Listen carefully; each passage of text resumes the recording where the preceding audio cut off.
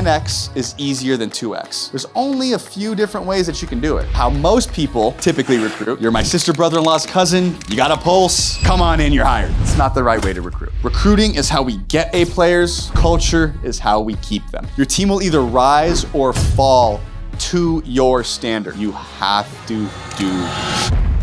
I'm here to talk to you about what it looks like to scale. This is gonna be valuable for you as you continue to grow and scale, and also making your first hire. Before I get into that, I'll be very brief on who I am. Like Chris mentioned, I am the Chief Operations Officer here at Pineda Co, so I get to have my finger in just about everything when it comes to all the different businesses that we own and operate. So this is Ryan's secret sauce. People. People are what allow Ryan to do everything that he's done, specifically in his real estate business, right? So Ryan was sales, Ryan was marketing, dispositions, project management, team management. He was everything. This is Ryan's second secret sauce. He asked 3 questions. This is also how you make your first hire, by the way. So this is gonna be the most impactful stuff for you guys who are solopreneurs and still trying to figure out, this is literally the progression on how you make your first hire. What am I the best at in my business? What am I the absolute, really, you gotta be self-aware here. What do I do really, really well? What's my superpower? What am I the worst at? And what do I like doing the least? What fulfills me the least? And the most important one is, how can I double down on my strengths and hire out my weaknesses? So what this means is, and I know Ryan mentioned it earlier, right? When he's talking about hiring, and you have to have a good grasp on every aspect of the business. Absolutely. You should know marketing. You should know what dispositions looks like. You should have at least a general experience in what every single thing in your business requires. But once you know that, now you need to go out and hire out your weaknesses. There's a big misconception out in the entrepreneur world, right? I'm sure a lot of people have heard, I need to improve upon my weaknesses. I need to work on my weaknesses. I'm not the most, I'm terrible at Excel. I'm okay at it, but it's not my thing, right? And I don't want to get better. And what a lot of people do is they're gonna go watch Excel YouTube videos and go try to figure it out themselves. No, go hire a $5 virtual assistant that's great at Excel, and you can go do more of the thing that you need to do, right? The best entrepreneurs consistently let go of the 80% of busy work to focus on the 20% that is actually going to move your business forward. So you guys have all heard about the 80-20 rule, right? So this is kind of what takes it a bit of a step further. Remember that 10x is easier than 2x. It's not a Grant Cardone book. It is written by the same guy who has written a few other really, really good business books. It's recently came out this year. It's actually a great, great business book. It's one of my favorite ones that I've read this year. But the premise is, right, so how do I 10x my business? If you're gonna 2x your business, meaning double whatever you're doing right now, there's a lot of different ways that you can do it. So one way that you can do it is, I just gotta make more phone calls, right? I gotta work harder. I gotta spend a little bit more on paid ads. I gotta just grind a little bit harder, right? That's how you're gonna double your revenue. But if you're gonna 10x your revenue, there's only a few different ways that you can do it. There's probably only one way if we're really gonna be realistic, right? So that's the strategy that you need to focus on, because you're gonna increase your results that way, right? So part of the book too is, all right, you have 100% of your time. You need to remove yourself from the 80% of stuff and double down on that 20%. And here's the kicker. That 20% will change. So you need to be evaluating yourself and your business, right? The example that Ryan used previously was in his real estate business, that 20% initially was, I'm gonna go on all the appointments. I'm gonna go hire a transaction coordinator. I'm gonna go hire an inside sales agent to go make the phone calls for me. But I am going to now spend all my time going on appointments. Then, when social media came around, he was like, you know what, guys? I'm no longer going on any appointments. I'm just gonna make YouTube videos, right? That's painful, but that 20% changed for him. And obviously it paid off, and we know the rest of the story. But you need to be evaluating yourself and your business consistently. I would say at least every 3 months, and say, hey, has my 20% changed? What's the best use of my time, And what's painful for a lot of entrepreneurs is they will see a dip in their business. When Ryan hired out and he got a new salesperson in there, that salesperson wasn't as good as Ryan. He was brand new. So his business took a dip for a little while they got trained up. And what usually happens is the business takes a dip and then the entrepreneur is like, oh my gosh, they're doing it terribly. Get out, I'm back in the business, right? You have to make sure that number one, you're providing right frameworks and structures to ensure that they're going to be trained up properly down the road, but you have to also be willing to accept that that person might be doing it at 80% of what you could have done, but that 80% productivity over here is going to be worth it for you to spend 100% of your time on that thing that's going to move your business forward. Make sense? So how most people typically recruit, you're my sister, brother-in-law's cousin, you got a pulse, come on in, you're hired. Right, and that's what I've seen a lot with a lot of our entrepreneurs, right? Obviously, that's not the right way to recruit. So how we recruit. Number one, we craft descriptive job ads.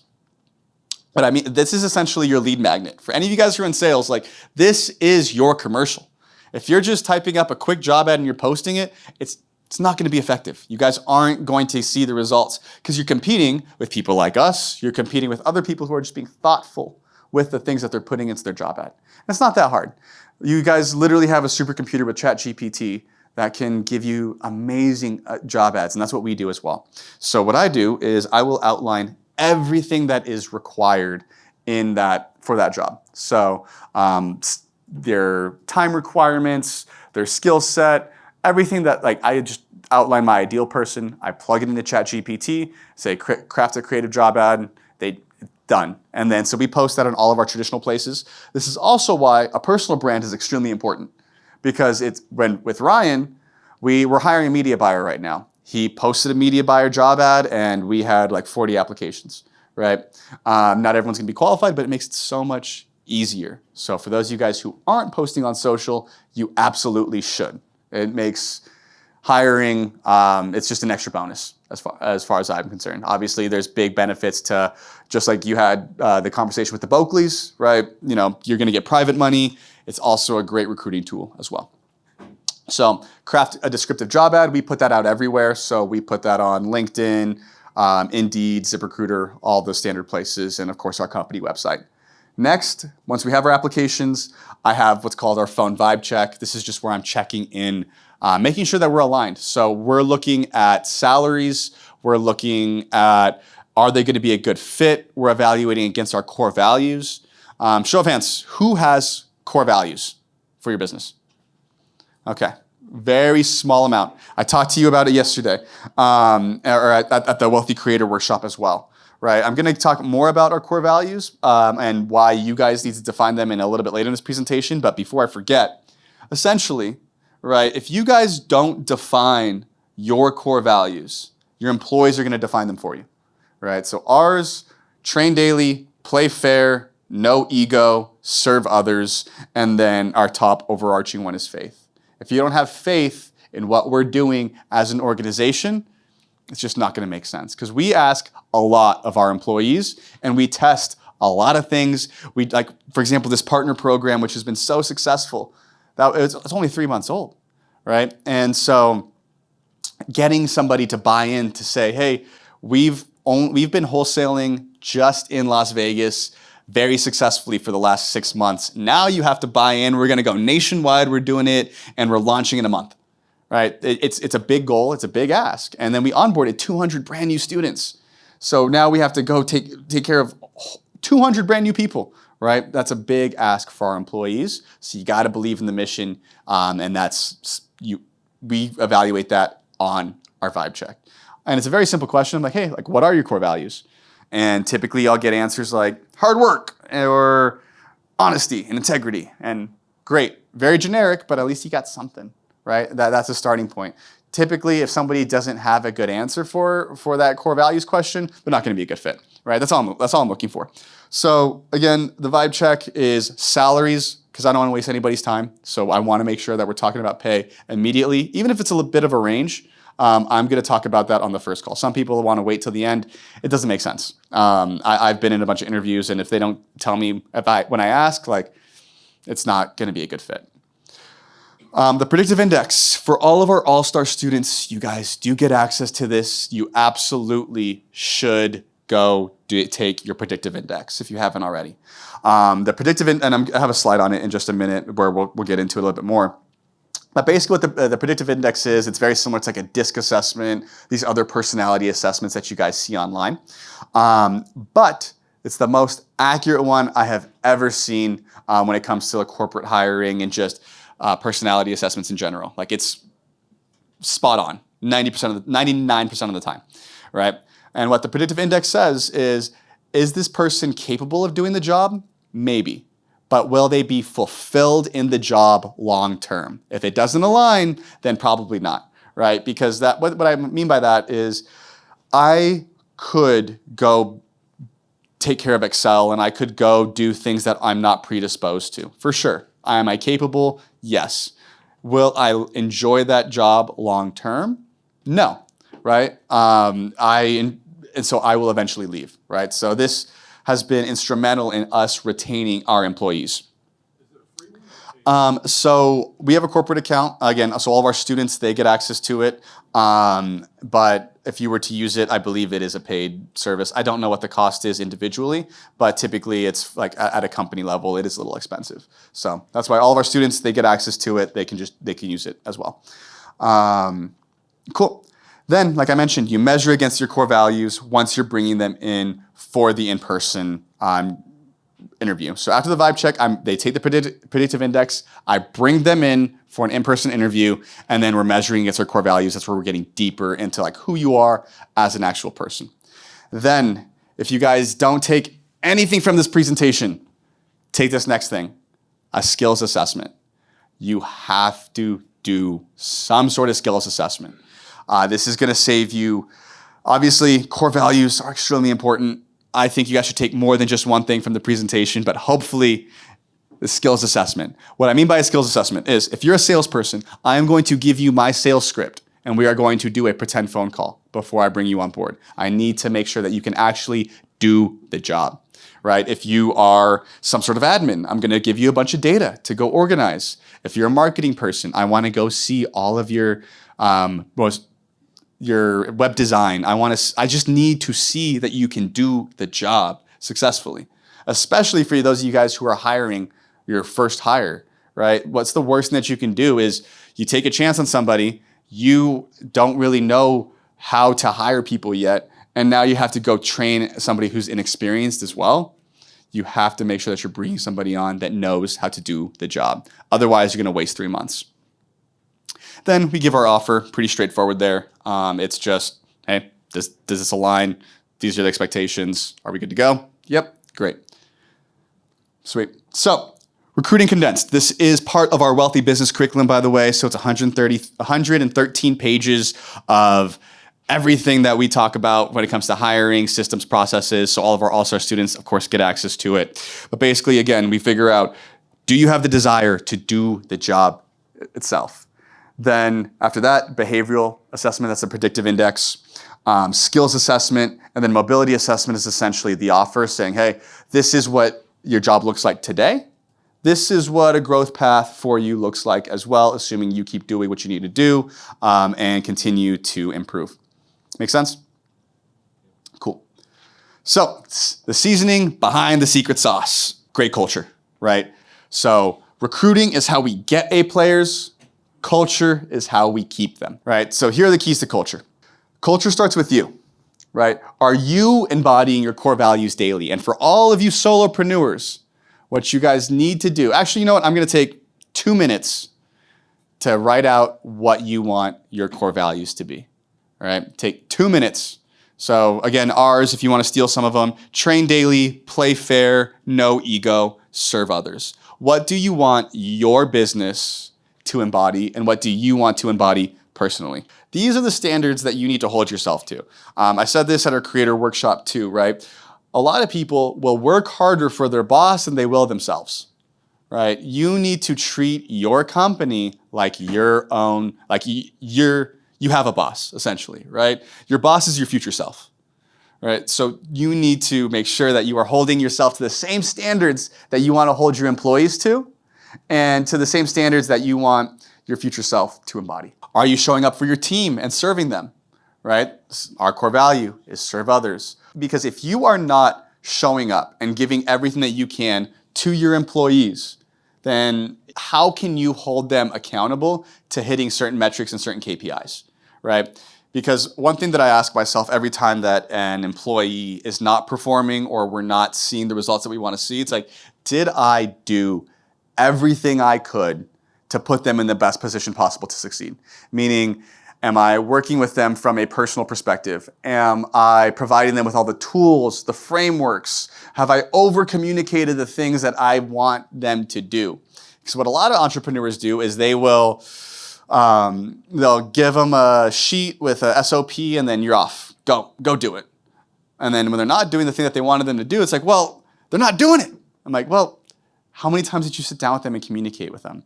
People need to be told something 7 times before they actually retain it, right? All of you are going to retain 10 to 20% of everything that we talk about. So hopefully you guys are taking good notes that you guys are going to come back to. But you have to treat that the same way with your employees. You can't expect to tell them once and then have them go do it. For those of you guys who have kids, how many times do you have to tell your kids what to do, right? Probably every single day. You got to treat your employees like your kids. Are you investing in them? Are you providing them tools and resources to get their job done, right? If you're not the best salesperson, totally fine. Go get sales coaching, right? On our All-Star program and even our rookie program, we do sales training that a lot of our people who have employees, they just have their employees go show up to those calls, right? And even if it's not with us, go get Jeremy Miner. Go get whoever you want to be your sales guru. Go get their courses. Give them resources to go train, right? Ryan pays for me to be in a COO coaching group, right? He is investing in his in his employees to make sure that we're all achieving the right things, right? So we've invested in pretty much every single sales training thing that you can think of in the real estate world and just in the real world, we probably bought. I know Noelle, our CFO, she's going through another financial course right now too. We're always learning and improving, trading daily. What do you allow? This one's huge. Your team will either rise or fall to your standard, right? And it kind of comes back to what we were talking about earlier with culture and your core values, right? What do you allow in your personal life? And what are you going to allow in your business? Because your employees, and I'm sure I've worked at places where I know what I can get away with. Your employees know too. Another one of my favorite quotes is, every day is an interview. Every day, your employees are analyzing you, whether they know it or not, and vice versa. Every day, your clients, your prospective, whoever you're working with, you guys are analyzing me, and I need to show up, and hopefully I'm doing the best that I can do to my ability to share all the knowledge that I have, right? And so every day, you got to show up for your team, and you have to show up for yourself. Next are our quarterly team reviews. So somebody might make it into the organization, but we have to always be analyzing and making sure that they still uphold the things that we're looking for. So another quote from Ryan, this is kind of from our sports background. We're not a family, we're a team, right? We are all pushing towards the same engine, but just like a GM in a sports organization, we're taking a look at our roster every quarter at a minimum. With how fast we move, it's like every week. But we review 3 things. Number 1, are they meeting their KPIs? Very, very, very simple, straightforward. Are they just doing the job effectively, right? That's step 1. Are their personal goals aligned with the company's goals? Being a wealth creation / real estate organization where we teach people how to go make money and make 7 figures in real estate, what tends to happen sometimes, especially with some of our salespeople, right? They do really well for themselves, and now they want to go do it on their own. Amazing. We wish you all the best, but you're not going to be continuing to work here because you're no longer, you're doing stuff on the side, or you're no longer focused on what we're doing full time. And that's happened a few times with our employees, and it's amazing. We still have amazing relationships with them, but they are no longer aligned with what the company's goals are. On the flip side, right, we have quite a few people who have still purchased rental properties with us. I know Susie's in the back. Some of you guys have spoken to Susie. I think she's on her 8th door as an employee. She's not a salesperson. And so she's doing really, really well. We have other people who have 2 rental properties, 5 rental properties, and they still work here because their personal goals are still aligned with the mission of the company, which is amazing. And then do they still align with their core values, right? Because this happens very often where at some point something changes. They might have aligned in the beginning, but something just isn't clicking anymore. And again, all good, but we have to make the decision that no, we are just gonna have to part ways.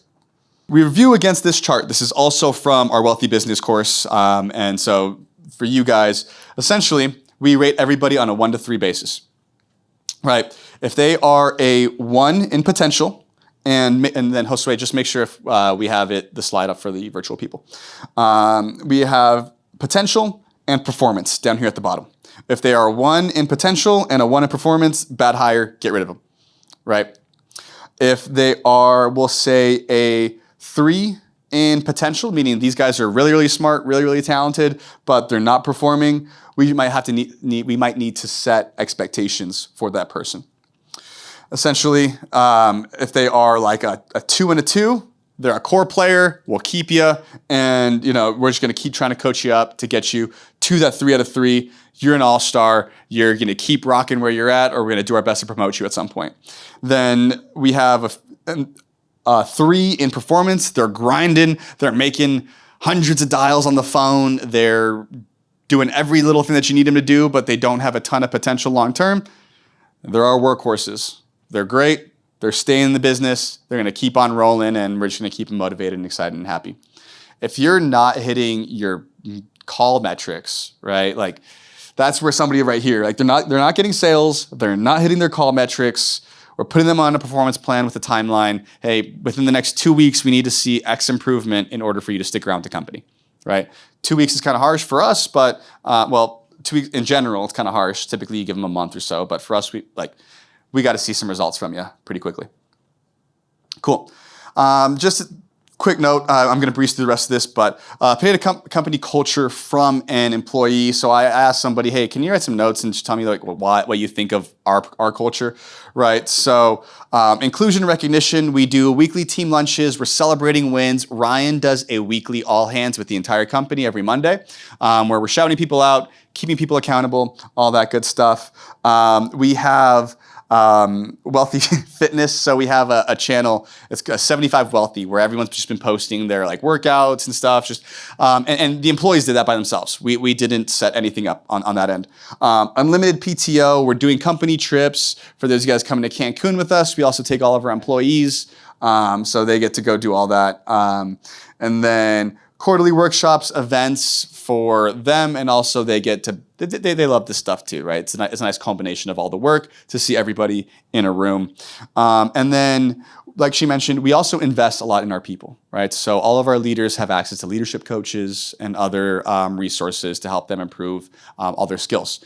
And then this is somebody, Joel, basically he's like, hey, I'm already super busy, but if you have any more stuff for me to do, I can easily handle the workload. That's somebody who's engaged, excited, asking for more work. That's how you know that you have a good culture, is if people are like, hey, I want to do more with you guys, right? Typically, a lot of people are like, they're either happy with the workload that they have, or they are shying away from new responsibilities, new opportunities. So that's something that we're extremely proud of. So Ryan, after people. He's living the wealthy way, right? So he always, since he's started his businesses, he's been gone by 5 o'clock. Actually, that's not true, not always, but for the last, I'd say 2.5, 3 years, he's out of the office by 5 every day, back home with his kids. He's golfing most Fridays, and it's the same for all of our employees too. Not the golfing on Friday, but we do our best not to make our employees work past times that we wouldn't expect ourselves to work as well. But the good news is we have a lot of people who do end up working on Fridays and on Saturdays, weekends, because they're engaged and they want to. He took 2 weeks off to spend with his newborn. He actually just took another week off. Part of it was work, part of it was fun. He went to Disneyland with his family, and then he went to go do a bunch of speaking engagements for a week and a half, and the business is still here. And then he's only spending a few hours per week on his real estate business. Like he mentioned earlier, it's true. I mean, and a few hours per week is a stretch. There are certain weeks where he doesn't do anything with the real estate business. Lately, with the new partner program and rolling everything out, he's been a little bit more active. But historically, he's only spending like 30 minutes to an hour every single week on the business, right? Because we have Monty who runs the day-to-day. He is actively engaged, then connect with me, and then eventually Ryan jumps in when he needs to.